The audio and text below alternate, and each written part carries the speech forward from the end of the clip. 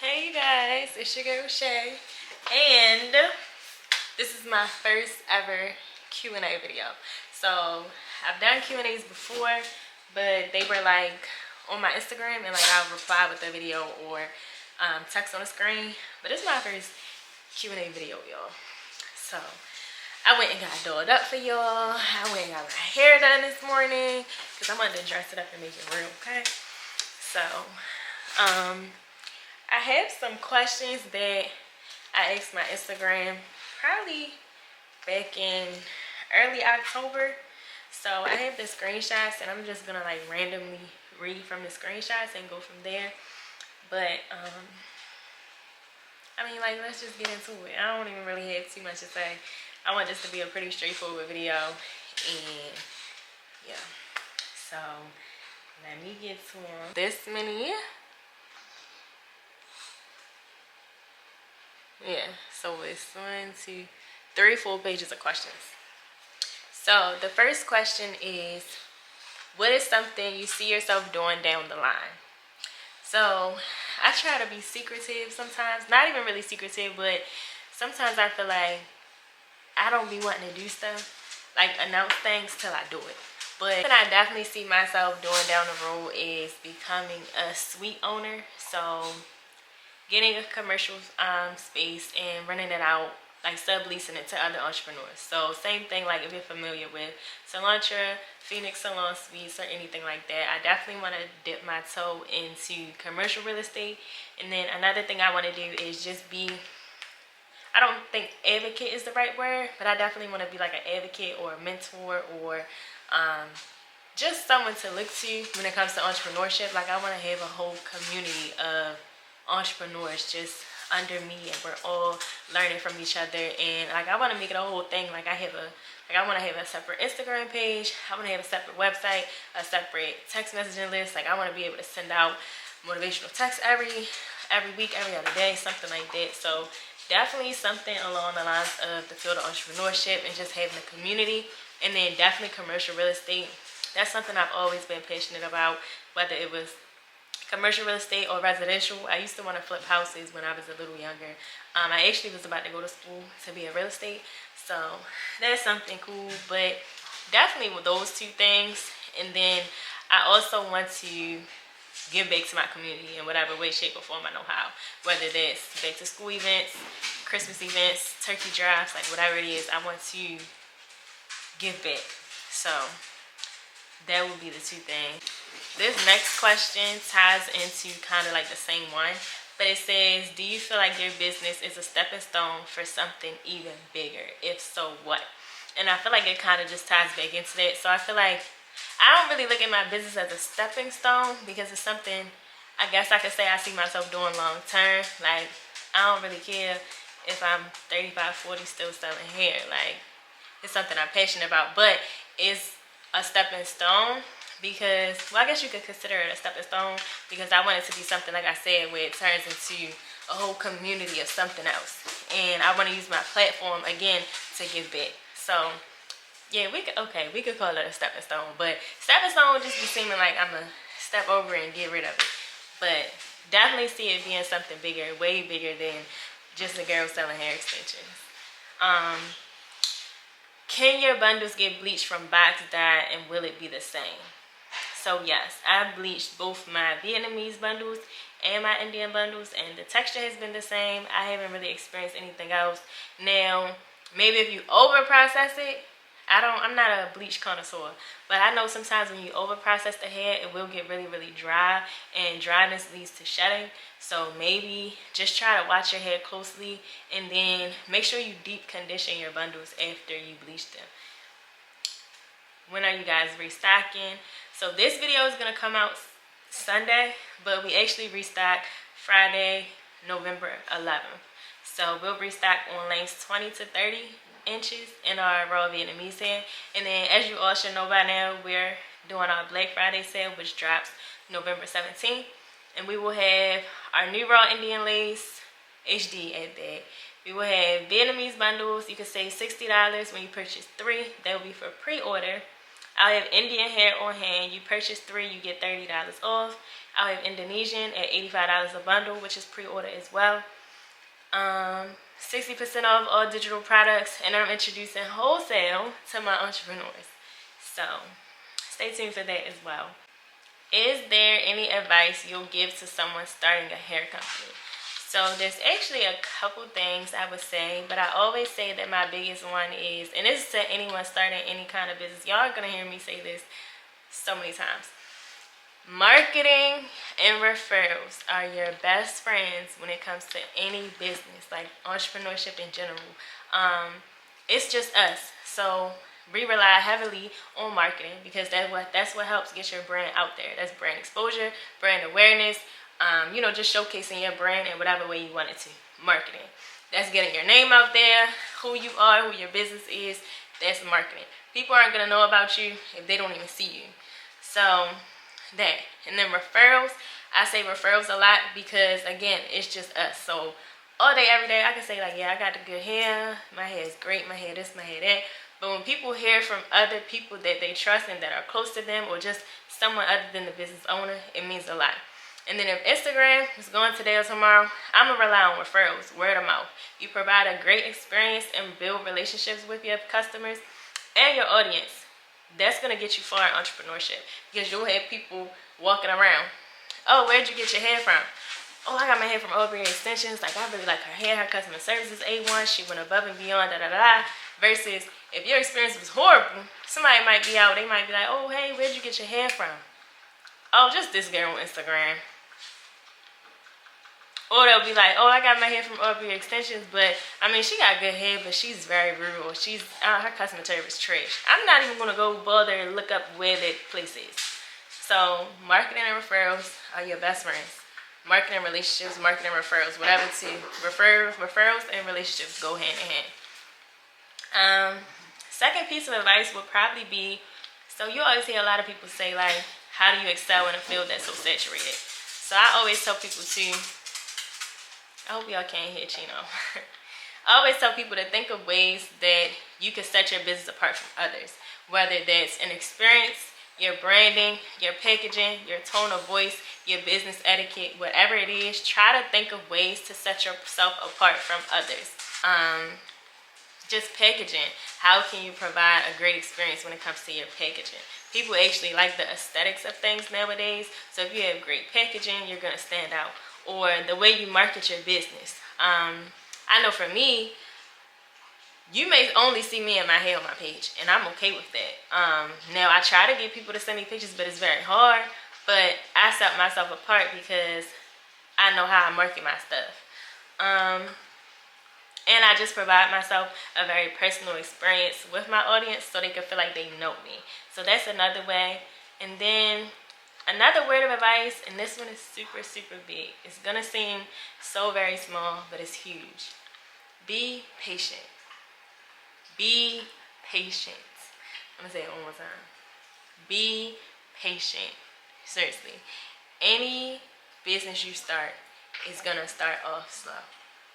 Anything you start in this world is going to start off slow because you're new to it, you just started, and you may not even know what you're doing. So don't compare yourself to anyone else. Comparison is the thief of joy. So take your time, be patient, and don't compare yourself to anyone else. When I say be patient, I mean be patient with finding the right name, be patient with finding the right logo, be patient with finding the right vendor. Take your time with everything. Sit back and do your research. Understand, is this even something you want to do? Just take your time and be patient. Your time is coming, and what's for you will always find you. Okay. Another question is, what was one of the hardest encounters you faced while running your hair company?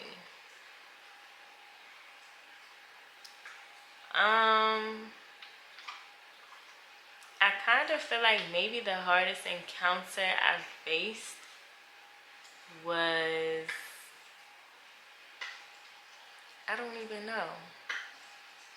Because I don't feel like anything, okay, entrepreneurship is hard, but everything that's hard about it is also easy.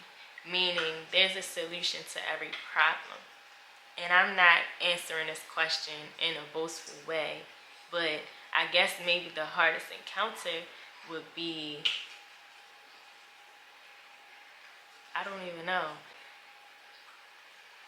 Because I still feel like even if you're looking at my beginning days, the hardest encounter might have been having money to buy inventory, but I just worked to get that money. That's what I'm saying. Like everything that would seem hard, there always has a solution to anything. And I feel like maybe, maybe a hardest encounter was keeping inventory on hand, but again, there's a solution to that. And I'm not trying to seem like this super humble, nothing happens to me kind of person, but you kind of just gotta sit back and understand. And I don't know, for me, I'm a very godly woman, so you just have to trust God when it comes to the process. So like, at first it was very hard for me to keep inventory on hand, and I was always selling out.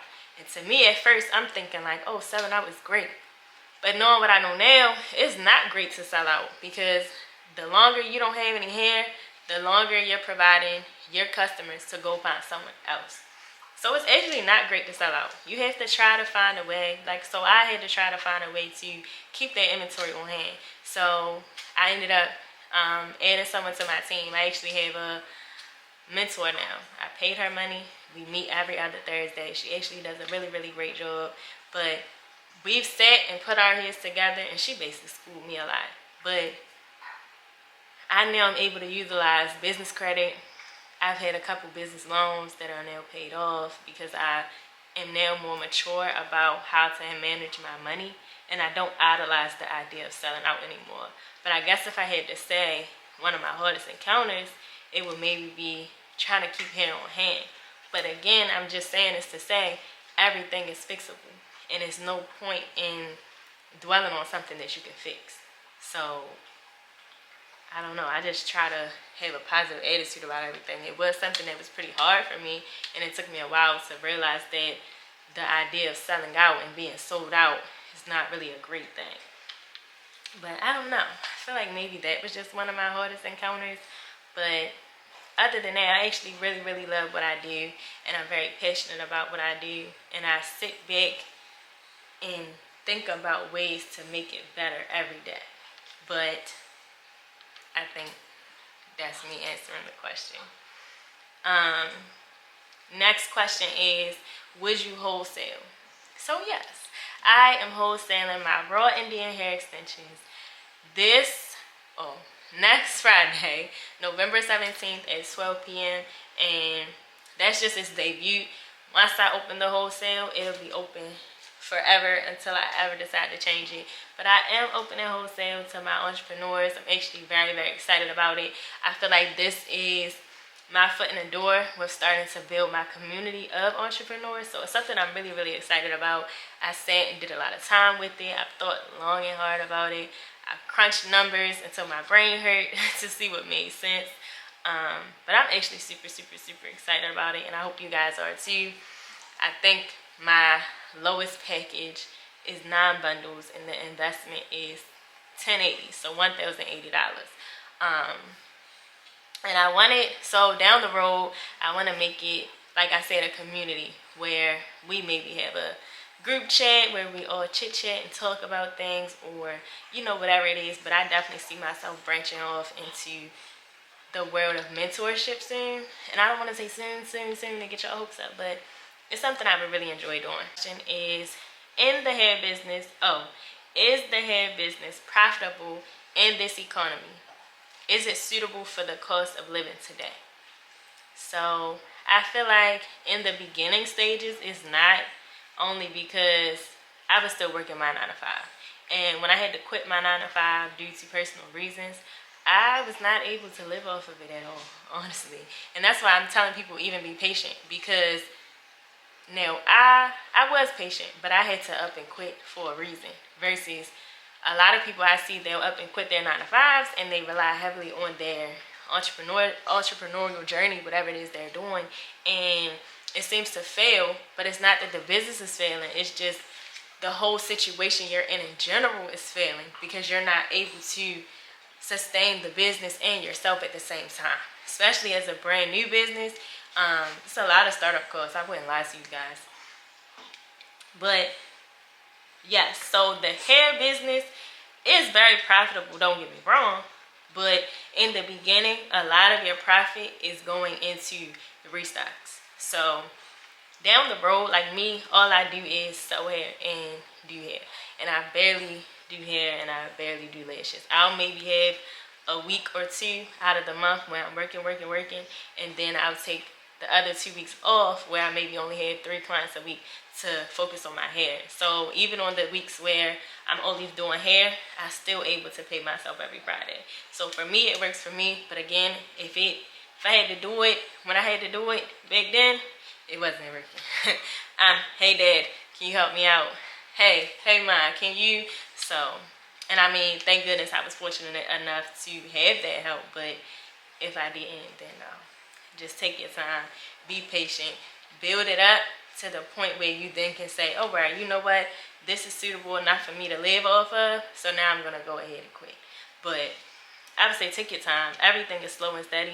Just be patient. I'm going to keep saying that, be patient. But the hair business in a whole lot is very profitable. I love it. I feel like it's the best thing I've ever done. I've sold other things in the past, and I feel like nothing profit-wise compares to hair. Next question is, how is life as an entrepreneur and a mother? How do you find balance? I'm laughing because sometimes I ask myself that question, like, how are you doing everything? So I know you guys seen in some of my other vlogs where I'll be working from morning to basically nighttime. But that isn't every day. So I feel like I'm working on finding a balance, but I don't think what I have now is horrible. So like I told you guys, I also provide a service, which is where I can't be home. So maybe on the days where I do my service, I'm not home, and then I have to get my son and then come home and then maybe pack orders and then take him to the post office, and then that may be a day where I feel like my work-life balance is a little horrible. But again, fortunate enough to have my parents, I do still live at home. So it may be times where my mom's able to take my son and I'm able to come in my office and finish up what I need to do and then go back upstairs. But I'm still working on it. I do little things to try to keep myself balanced. So my phone automatically goes on Do Not Disturb at 6 o'clock. So from that 9 to 5 area, my phone is open. I can see messages, DMs, texts, anything like that. I always tell people to at least give me a 24-hour window though. But after 6 o'clock, like once it hits 6, my phone is on an automatic Do Not Disturb. And I have it to where you gotta call me twice. I can't see no notifications unless I actively look for it, because I'm the type person, if I see somebody DM me and I'm not really doing too much, I'm answering it. Someone calls me, I'm answering it. And it's like I try to give that time, that 6 until bed, I try to give that time to myself and my family. But as an entrepreneur and me being the only one on my team other than my mentor, it is kind of hard to take a step away, but I try to make it work. Another thing is I keep my weekends to myself. So my business hours are Monday through Friday, 9 to 5. And anytime after that, so after 6, I mean, really I guess after 5, but really after 6. So after 6 o'clock and on the weekends, I try not to do any work. Like any work. And I've just gotten like very, very strict on it. Like this weekend, I'm laying in the bed and it felt so crazy. Like I felt like I had to do something. Like it was like, girl, what you laying in the bed for? Like you supposed to be working. But it's like, no, like you could do that on Monday. Like just take your weekend to do what you want to do. Enjoy yourself, enjoy your child, and chill. So that's something else that has helped. But I'm still working on it. Honestly, I think going into next year or at least next summer, I want to add an assistant on my team. But other than that, I try to implement things. Even now, like my son is at school. So it's like during this time, I have time to myself, time to get myself together, time to get my business together. So that's cool. But like today, I have a client at 6:30. So I'm going to get my son, take him home to my mom, and she's going to help me out with him while I'm at work. And then by the time I come home, he should be dressed, ready for bed. He should have eaten dinner. And then when I come home, we can play around a little bit. And then I'm getting myself in the shower, ready to go to bed. So it just works for right now. Next question is the hair industry worth it if you just want to sell hair and not style and install? So I just started doing hair and I really don't do hair that much, but I guess I would be an example of that. So I just sell hair extensions, and to me it's pretty worth it. I feel like I basically answered this in a question before, but to me, this is my passion. This is something I absolutely love to do. I love to show up for my brand every day. I'm able to pay myself every Friday. I'm fortunate enough to not have to work a 9 to 5, but to me it's worth it. But I also want to say, like, anything you're doing just to make $1 is never gonna seem worth it, because it's gonna feel like a job. Like, hair to me, it doesn't feel like a job. It literally feels like I'm doing something that I love. So a lot of the times when y'all ask me, like, is the hair industry worth it, it's like, it's worth it if it's something you want to do, versus, okay, maybe you want to do nails or something, or maybe you want to cut hair, but you're like, oh, I know if I go sell hair extensions, I'm gonna make more money. And it's like, if you're doing it for that type of reason, I would say don't do it, because your heart is not in it, you're not passionate about it, and you're doing it to see a return. Anything you're doing to just see a return, you're not going to be passionate about it, and it's going to show. It's going to show through your marketing, it's going to show through your relationships, it's going to show through your business's experience, and so forth. So just a disclaimer, any business you do for the money is not gonna work. Any job too, like, oh, I just want to be a nurse for the money, like, it's gonna show, and you're not gonna be happy going into work every day. You're gonna be happy when you get paid on Fridays, but then when you turn around on Saturday and clock back in, you're gonna hate it. So anything that you're passionate about is worth it. Chase your dreams, do what you want to do. If you want to be an astronaut, go do that. Go sign up for NASA and do it. I don't care. You wouldn't care how much money you making. It's like, you know what? I want to be this astronaut and I'm passionate about it and I want to go to the moon. So anything you want to do and anything your heart desires, go do it. Seriously, go do it. Some things to expect in the hair industry and advice. So let's do some things to expect. So expect to not be able to please everyone. So when I first started my hair journey, at first I was selling Brazilian hair, but I've always been a raw girl. Like, the first time I ever brought bundles, I remember I was turning 16 and I begged my mother. I was asking my mother to get a weave for so long. She kept saying, no, you don't need that. No, you're a little girl. Not little girl, but you don't need that. Like, you young. My hair was real nice too. So she's like, no, like, just wear your hair, wear your hair. Shoot, I turned 16. She said, oh, alright, you can get some bundles. I went to this girl, got some raw Indian hair, and I've been on raw Indian since. But when I started selling hair, alright, back to you can't please everybody thing. So when I started selling hair, started selling Brazilian hair, and I hated it. I'm not a Brazilian hair girl where, no shame to Brazilian, I just don't. I'm just a raw girl. So when I started selling hair, I'm selling raw Indian. A lot of people were still selling Brazilian or Cambodian. Cambodian is always cheaper too. So when I first was coming out the gate, it's, oh, you just started selling hair and your price is that high. Yes, they are. So that's something where you can't please everybody, but you have to just inform them on why anything is what it is. So when I first was coming out, they looking at me like, oh, you just started selling hair and your price is that high. I just started selling hair, but I just started selling some crazy quality hair. Like, the hair I first was selling, the Brazilian hair wasn't all that. But then when I found my raw Indian man, it's the raw Indian man I use today. So when I started selling him the first time, on it, I started emphasizing the quality and everything. Sales through the roof. You have to know how to market it, and like I said, explain to them why they should do what you're trying to get them to do. But you definitely can't please everybody. Like, sometimes I will have, like, maybe a dissatisfied customer every now and then, and it's like, oh, well, I'll ask them, like, oh, well, what kind of hair are you typically used to wearing? And it'll be virgin or Brazilian or hairstyle hair, and it's like, again, You can't please everybody. They might be very, very mad. But I feel like my customer service is great, and I just provide them with the tips and tricks on how to take care of raw hair, because you have to take care of it differently than any other kind of hair. And then once we do that and we chit chat about it, it's, oh, I took what you said and I did what you did, and the hair is great, or things like that. So I'm not gonna lie. I think did I answer the question? Oh, expect. Okay, yeah. So I definitely, you can't please everybody. Okay, real quick. Another example of you can't please everybody is, you know how they say like, oh, like y'all wouldn't treat Target or Fashion Nova or Gucci that way.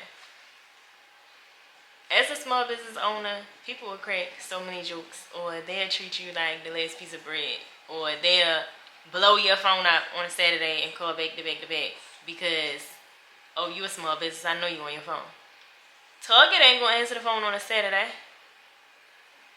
They want, you can maybe submit a ticket online and they'll respond to it on Monday.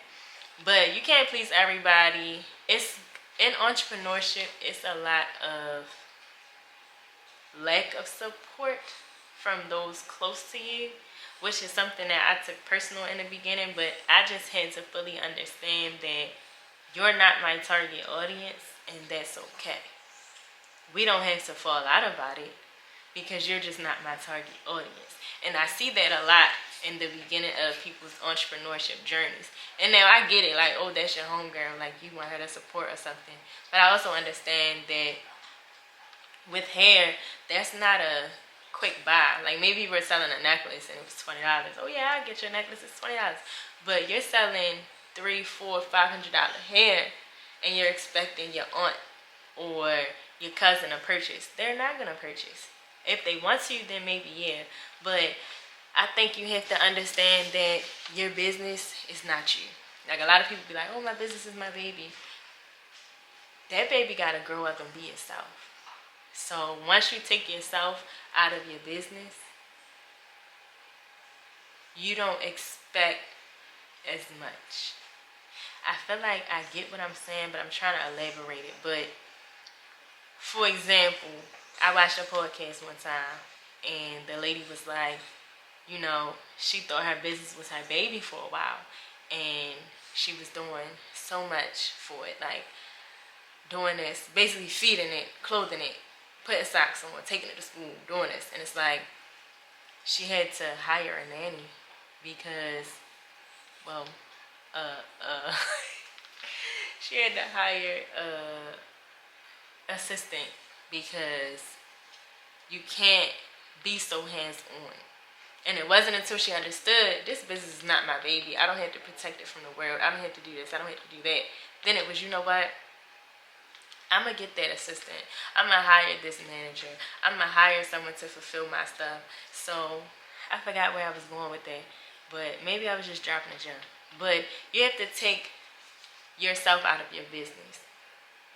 Okay, well, that could tie into a piece of advice. But definitely take yourself out of your business. And when I say that, I even mean down to the way you sell hair. So for me, I'm a long hair wearer. Like, I like 30, 28, 26. Like, that's me. I like that. Now, sometimes I like the shorter hair. But when I first started selling hair, my hair had to be past my butt. And I remember getting hair on hand, and it was all long lengths. And I'm like, dang, like, why I'm sitting on this hair? And it wasn't until I did a poll, and I asked them, what's your go-to lengths? And it became 20s, 22, 24. And I'm like, oh, this isn't about me. It's about you guys. So that's what I mean when I say don't take it personal and don't make it personal. But I feel like I was rambling too much, so we're going to go to the next question. Next question is, what would you do differently in business, and what have you learned? I wouldn't do anything different in business because I'm right where I'm supposed to be. But what I have learned the power of business credit, business funding. I've also learned the power of having a team, meaning right now I only have my mentor, but even something like that, learning something, learning knowledge, learning things about the same field I'm in from someone who's already been in it, that's powerful within itself, and it made me wish I would have done it sooner. But again, I don't really try to dwell on what I would have done differently in any aspect of my life, because I'm right where I'm supposed to be, and everything happens for a reason. But I've definitely learned the power of a team and the power of business funding and business credit. It's changed my life tremendously, actually. And I feel like another thing I've learned would be the power in marketing. And I've become an analytics nerd. Like, I think I'm going to host a webinar on just analytics and how to market, especially when it comes to Instagram. But I definitely learned the power of marketing and how to pay attention to my analytics, how to crack analytics, how to even understand what analytics are. So that's something I definitely learned that actually changed my life too, because I was able to then go viral. And once I started going viral, the sales started increasing tremendously to the point where I wasn't even ready for that. So that's something cool too. But I would say those are maybe my top 3 things that I've learned. So definitely the power in business credit funding, the power of hiring a team, and then the power of marketing and just understanding analytics. And even analytics ties into just knowing your target audience, like knowing what they want and what they expect from you is a huge game changer, because it helps you understand who you're selling to, how to talk to them, and what they expect from you. Once you understand those things, it's so much easier to sell your product. What are some motivational tips you would give to someone in the hair business? I would definitely say, again, comparison is the thief of joy. So do not compare yourself to anyone. Definitely not people years in a game. And always understand that the person you are trying to compare yourself to, or the person you're looking up to, or just anybody you idolize in your field, always remember that they literally started where you were. And also celebrate your small wins. And I say small with quotations because they're actually really, really big. And it took me this year to understand that celebrate yourself.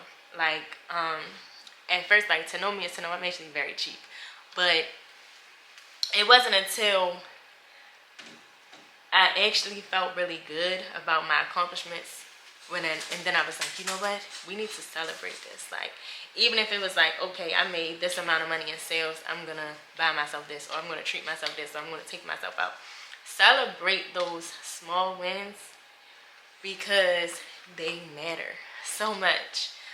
Even if you just hit 100 followers on your business page, like, celebrate that. And I don't mean you have to go out and throw a party, but acknowledge it, celebrate it, bask in it, because those are the moments that feel good as an entrepreneur, and they're gonna keep getting bigger. So you might have celebrated 100 followers in January, but come June, you might be at 5,000, girl.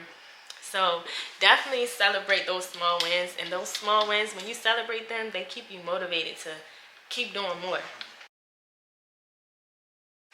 Hey you guys, I'm back. My camera cut off. It said it was too hot, and I don't even know where I ended. But I'm back. Did you miss me? So, going back to the questions, I hope I answered the last one right. But the next question is, what are some tips you give to someone who wants to start a business with pre-order? So with pre-order, my biggest thing would just be make sure you set it for a duration. Like, don't just have pre-orders forever, because let's say you keep your pre-order open from November 1st to November 30th. The people who place on the 1st are waiting all the way to the 30th when you place your order with your vendor. So like, when I do pre-order, I do it for a duration. So it'll be typically from a Friday to a Friday. And then I'm placing my order that Friday night or that Saturday morning.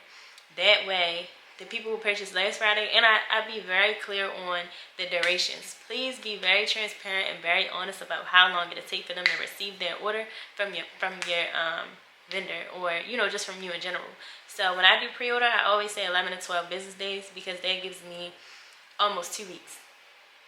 So, and that starts from the day I place the order. And I'd be very descriptive about that, in my description box. And you have to agree to the terms at checkout. That's another good thing to implement to your store.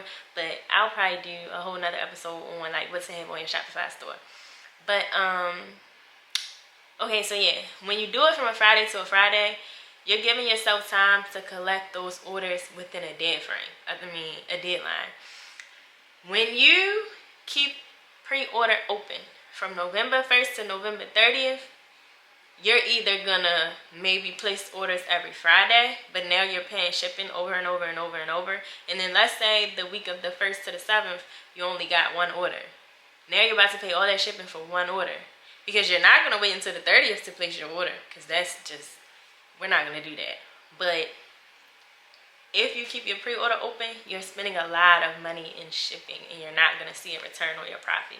So just with pre-order, I always do like pre-order sales, and I keep them open for a duration, never longer than a week. And if it's going to be longer than a week, please explain to your audience that they're going to receive their hair in, I guess, beyond 14 days if you keep it open too long. But pre-order is something great. It's something I've done, and it's something I still do. Another thing with pre-order, please organize every single order that comes through.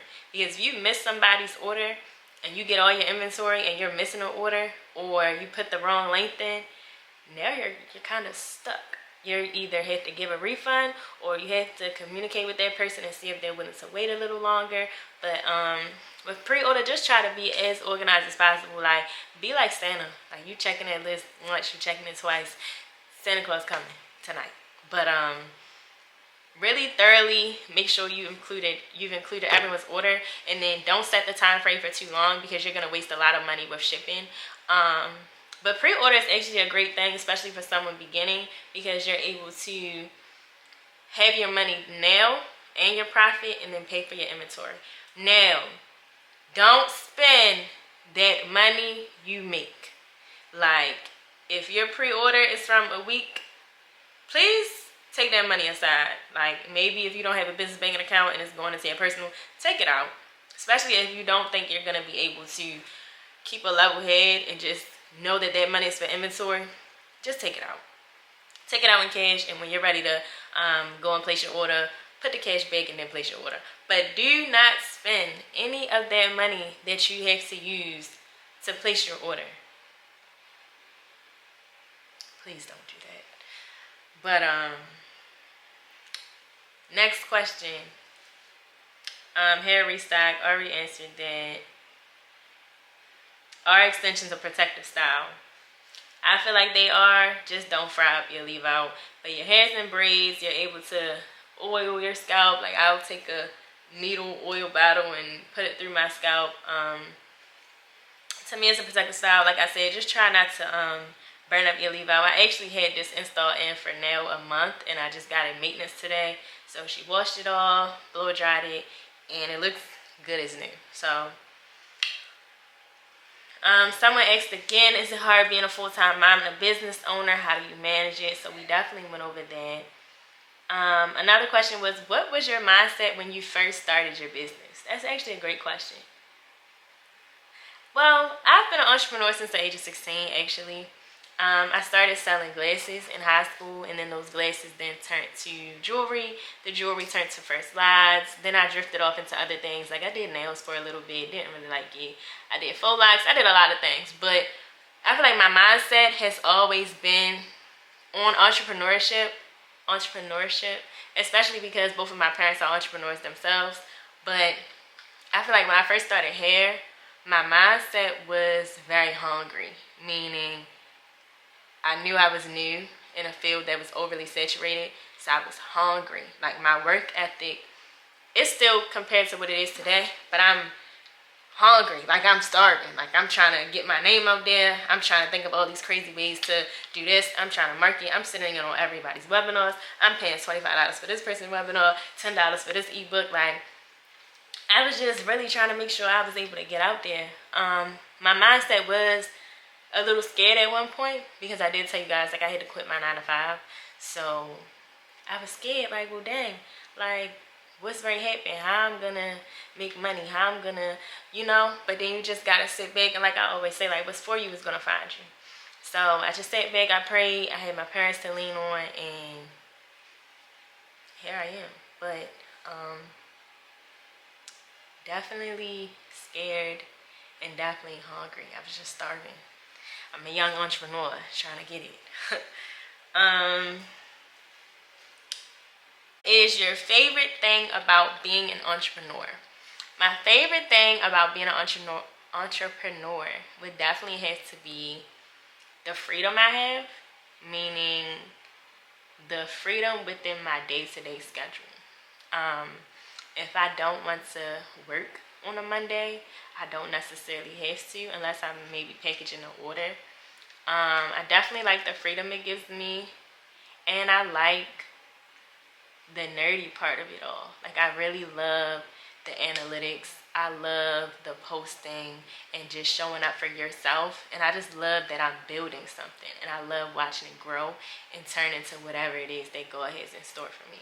I think I really love that part about it. Like, just watching something start from a point and then just to literally see it just develop over time. I think that's actually insane. Like, it's actually really cool to me. Like, I run a business. Like, wow. Like, I think sometimes I forget just how big I am sometimes. Like I'll be talking to my homegirl, and I'm like, oh girl, like, let's say, like, even with YouTube, I'm like, oh, like, I'm not gonna get no views. And she's like, Shaee, like, you're gonna get views. Like, I don't think you understand who you are. And I feel like you know how they be like, life is a game. Like, I feel like when you're in the game and you're the actual player, you're not really seeing what's around sometimes. You're just playing the game. So sometimes I think I have to take a step back and bask in my energy.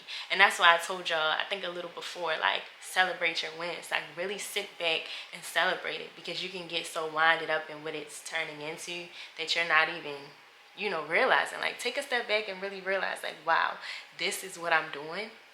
And then always make like a note or like a goal. Like, I notice when I have like goals I set, it makes me work a little harder. Like, my goal for the end of the year is 15,000 followers. And I've been posting reels like crazy. And I'm going to get that 15K. But just always take a minute to bask in whatever it is you're in right now. Like, and it doesn't even have to be entrepreneurship. Like, if you're literally just having a good week or a good day, sit in that energy for a second. Just sit in it and bask in it. Like, yeah, this is my moment. But yeah, I think my favorite thing about being an entrepreneur is just watching something you created just develop into something that you might not have even imagined. So that's cool. What's the hardest thing about being an entrepreneur? And I think I had spoke on that before. And I think the hardest thing for me, like I said, was just keeping inventory on hand. Like, that was actually super hard. But business credit is a thing, and business loans are a thing. What are 3 goals you have that aren't business related? Again, I be trying not to say stuff too much until I do it. But one of my really, really big goals, though, is to definitely give back to the community in some way, shape, or form. Another goal would be... It's actually a great question. I feel like maybe another goal... I do have like a savings goal. So that's like a financial goal. So that would be goal number 2. I definitely have a savings goal. And then I think another goal of mine would just to be able to create a better routine for myself, both business and personal, whether that's a day-to-day. Like, I used to go to the gym a lot and I had to stop that. So like, I think a goal would just be to get back in the groove and be very consistent about it. But let me pause this and come back because my camera's about to die, so let me get my charger. Okay, I'm back. So next question is, what do you like to do outside of work? I feel like I'm definitely a homebody. Like, it's kind of crazy because even when I talk to people in my city and they be like, oh, you ever been to such and such? I just awkwardly be like, no. And they be like, damn, like, would you live under a rock? And I be like, oh my gosh, like, but I do like to eat. I like to hang out with my homegirls. Like, I just went skating maybe 3 weeks ago. But I definitely like leisure activities. Like, maybe, like, I went down by the water and painted on my canvases. Like, I think I enjoy stuff like that. And then I do like fun stuff like skating was really cool.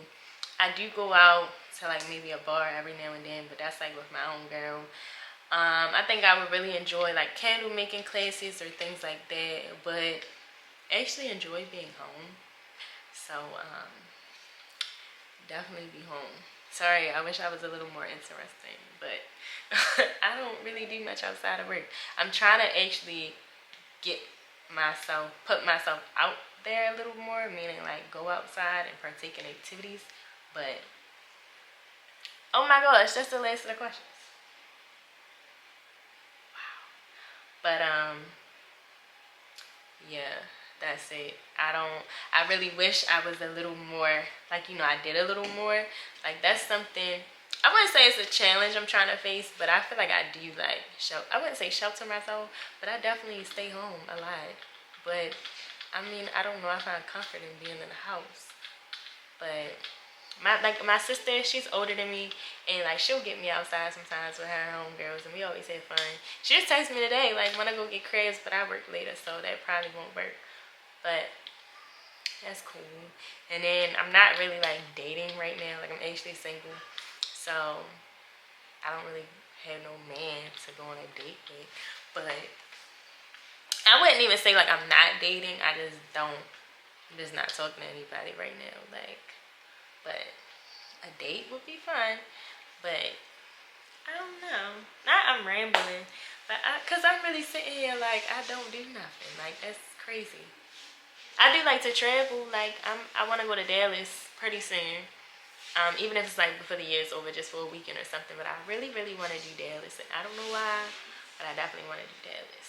But the Q&A is now over. I hope you guys enjoyed every piece of it. Sorry if I maybe was rambling or I don't know, but definitely, like, throughout my YouTube journey, I feel like I found my lane and I'm staying in it. You guys definitely enjoy the entrepreneurship things from me, and I appreciate that. And I actually really love the support. Like, my last video, well, on episode 1 is now at 1.2 thousand views, and that's just surreal to me. Like, but definitely so excited about that, and I appreciate all of the support I've gotten so far. Actually a very, very grateful person, and every time I see you guys' messages like, oh, I'm tuned in, or oh, I love this video, or even the DMs, like, you inspired me so much, like, that literally means a lot to me. I don't take that lightly at all. Like I told you guys, like, I really feel like that's what I'm supposed to do in this life. Like, I'm supposed to give back, inspire, teach, be a leader. Like, I think that's what I'm supposed to be doing. And I feel like I get a lot of fulfillment out of these videos. Like, they mean a lot to me. And I'm very apologetic, and I need to stop apologizing, because I was like, oh, like, I'm sorry, like, if this video is XYZ, but I think I did a great job. So I hope y'all like it too. But I'm about to close out, and if you guys have any topics you guys want me to touch base on, please comment down below for my next video. But cheers to episode 3 of my entrepreneur series, and like, comment, subscribe, tell a friend to tell a friend if you love this video. But I'm gonna see y'all, let's say next Sunday, so I make sure I do it. I'm gonna see y'all next Sunday. I'm gonna see y'all next Sunday for real, because I launch next Friday my Black Friday campaign, and you know what? I'm gonna let y'all walk with me through that. So yeah, but love you guys. XOXO. Love you, girl, Shaee.